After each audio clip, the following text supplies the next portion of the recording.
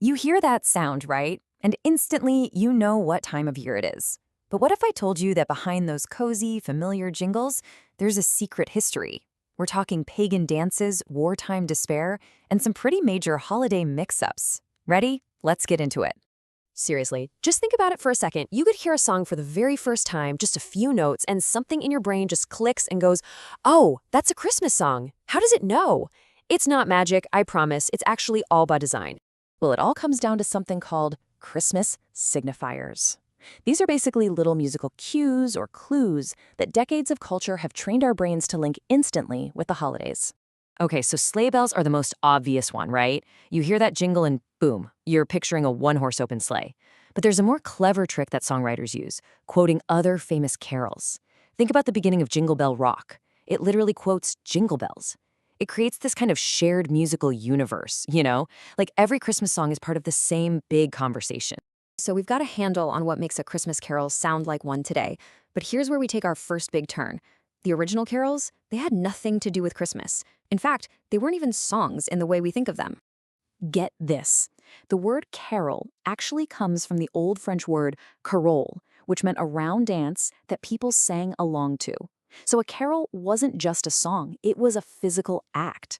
It was a joyful, spinning, circular dance. The singing was there, sure, but the movement was the whole point. And you can really see that journey play out over time. It all started with ancient pagans dancing around stone circles to celebrate the winter solstice. Then that evolved into this wild medieval tradition of wassailing. Basically, groups of people would go door to door, singing their hearts out, hoping for a cup of spiced ale. It wasn't until way later, around the 1500s, that the word carol started to get tied specifically to Christian Christmas hymns. We usually think of carols as being all about joy and cheer. But some of the most powerful ones, the ones that have really lasted, were actually born from incredible darkness. And that brings us to the story of one of America's most famous carols. Okay, picture this. The year is 1863. It's Christmas Day.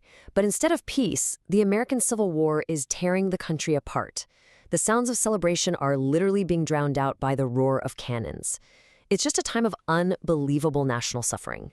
And for the famous poet Henry Wadsworth Longfellow, that national tragedy was hitting incredibly close to home. He was already deep in grief over his wife's tragic death in a fire.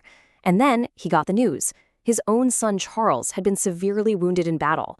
So on Christmas morning, all he could feel was just complete and utter hopelessness. He sat down with his pen and just poured all of that despair onto the page. Hearing the Christmas bells, this supposed symbol of joy, it felt like a cruel joke. He wrote, "And in despair I bowed my head. There is no peace on earth, I said, for hate is strong and mocks the song. Of peace on earth, goodwill to men." But then, something happened. As he kept listening to those bells ringing, something inside him shifted. A wave of, defiant hope just broke through all that grief. And he kept writing, finishing the poem with this powerful conviction that even in the absolute darkest of times, good will eventually win. And that poem, Christmas Bells, was later set to music and became the carol we all know, "I Heard the Bells on Christmas Day." Wow. So a carol can hide this profound story of hope being born from despair. But sometimes the secret story is, it's just a total surprise.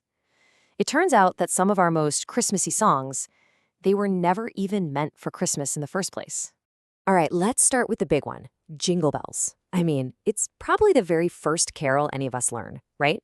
Well, its composer, James Pierpont, actually wrote it back in 1857 for his church's Thanksgiving service.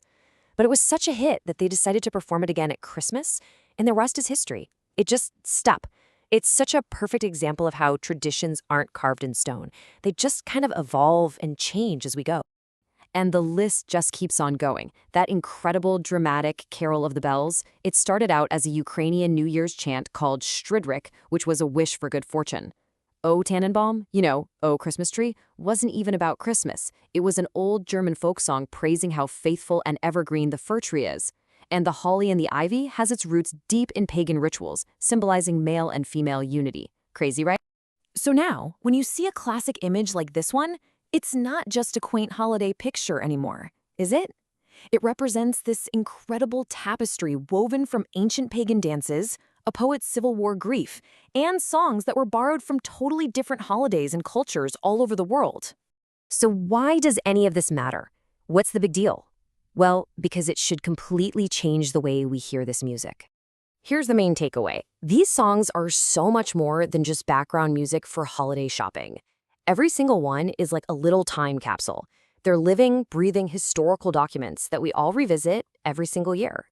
I mean, just think about the wild journey we've just been on. In a single holiday playlist, you can hear the echoes of ancient circle dances, the defiant hope of a poet in the middle of a war, a song that was really for a Thanksgiving feast, and a New Year's blessing all the way from Ukraine. So here's my challenge to you this holiday season. The next time a carol comes on the radio or in a store, don't just tune it out. Really listen. Listen closer. Try to hear those hidden layers. Because you're not just hearing a pretty tune, you're hearing centuries of human stories. And that really leaves us with one final thought, doesn't it? These songs have soaked up the histories of generations and generations, changing and evolving along the way. It really makes you wonder, what stories from our time are seeping into the holiday music we're creating today? 100 years from now, what will our songs tell people about us?